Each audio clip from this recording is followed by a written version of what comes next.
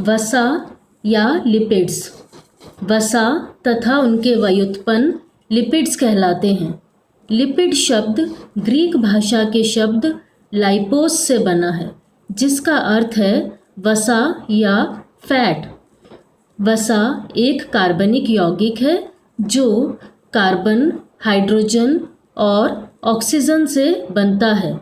इसके मुख्य तत्व कार्बोहाइड्रेट के समान होते हैं, किंतु उनके अनुपात में भिन्नता होती है। वसा जल में अघुलनशील है, लेकिन कार्बनिक घोलक जैसे बेंजीन, ईथर, पेट्रोलियम, क्लोरोफॉर्म इत्यादि में यह आसानी से घुल जाती है। छूने पर यह चिकनी होती है।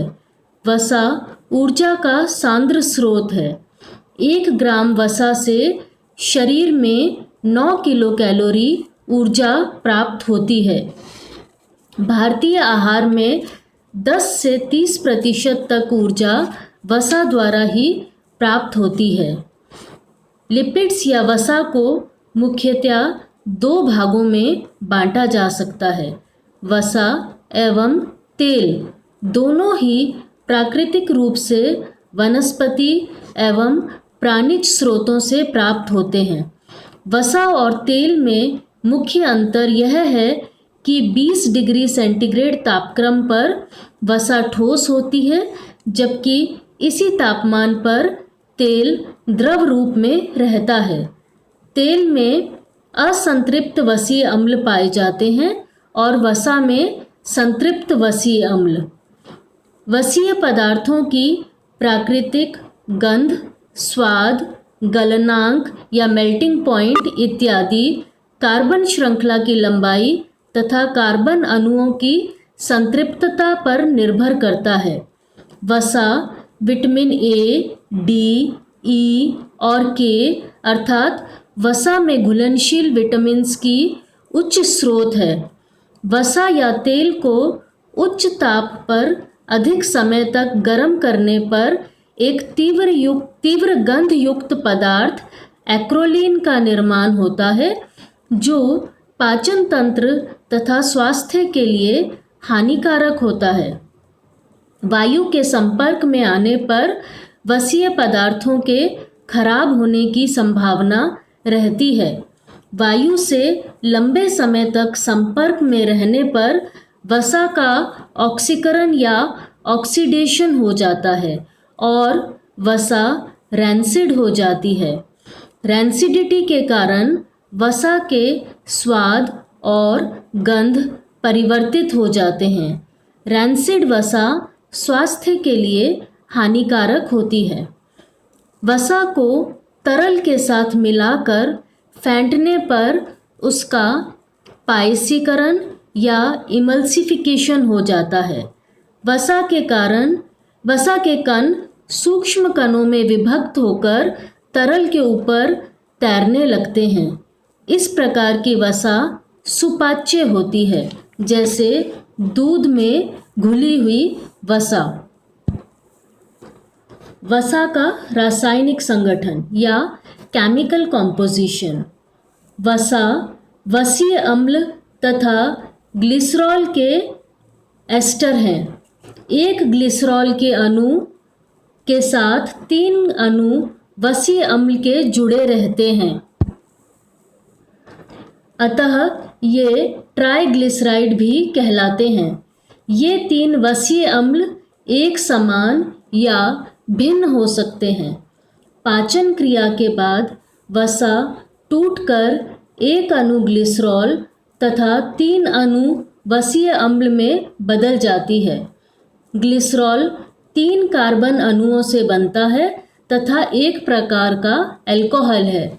यह सभी वसाओं का आवश्यक भाग है।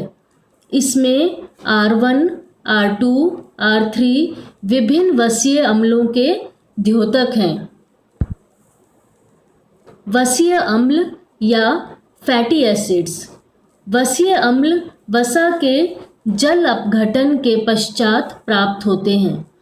इनमें 4 से 30 की सम संख्या तक के कार्बन अणु सीधी श्रृंखला में जुड़े रहते हैं। विभिन्न वसीय अम्लों के स्वरूप, गुण, स्वाद, रचना, सुगंध आदि में अंतर होता है। वसीय अम्ल के एक छोर पर कार्बोक्सिल समूह होता है जो इसे अम्लीय गुण प्रदान करता है। वसीय अम्ल दो प्रकार के होते हैं। पहला है संतृप्त वसीय अम्ल या सैचुरेटेड फैटी एसिड्स। कार्बन परमाणुओं की श्रृंखला सैचुरेटेड अर्थात बिना किसी द्विबंध के होती है, तो ऐसे वसीय अम्ल संतृप्त या सैचुरेटेड फैटी एसिड्स कहलाते हैं। वसीय अम्लों के क्वथनांक यानी कि बॉइलिंग पॉइंट तथा गलनांक यानी कि मेल्टिंग पॉइंट श्रृंखला की लंबाई बढ़ने के साथ साथ बढ़ते हैं। 10 कार्बन अणुओं से कम संख्या वाले समसंख्यक संतृप्त वसीय अम्ल कमरे के तापक्रम पर द्रव अवस्था में होते हैं तथा इससे बड़ी श्रृंखला के वसीय अम्ल ठोस अवस्था में पाए जाते हैं। कुछ महत्वपूर्ण संतृप्त वसीय अम्ल हैं पामिटिक एसिड, जो जंतुओं और वनस्पतियों से प्राप्त होने वाली सभी वसाओं में पाया जाता है। दूसरा है स्टीयरिक एसिड, यह भी सभी वसाओं में पाया जाता है। तीसरा है ब्यूटायरिक एसिड, यह कुछ वसाओं विशेषकर मक्खन में कुछ मात्रा में पाया जाता है। और चौथा है अराकिडिक एसिड।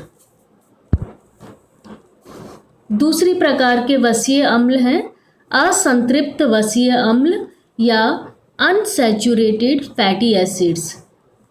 इस प्रकार के वसीय अम्ल में 2 कार्बन अणुओं के बीच एक या एक से अधिक द्विबंध पाए जाते हैं। इन द्विबंधों की संख्या के आधार पर इन्हें 2 भागों में बांटा गया है।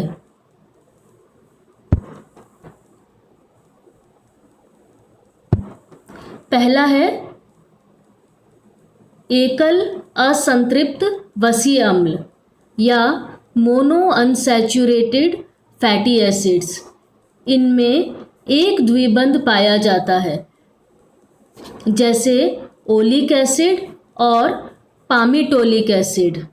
दूसरी प्रकार के असंतृप्त वसीय अम्ल हैं बहुद्विबंध असंतृप्त वसीय अम्ल या पॉली अनसैचुरेटेड फैटी एसिड्स, जिन्हें प्यूफा यानी कि PUFA के नाम से भी जाना जाता है।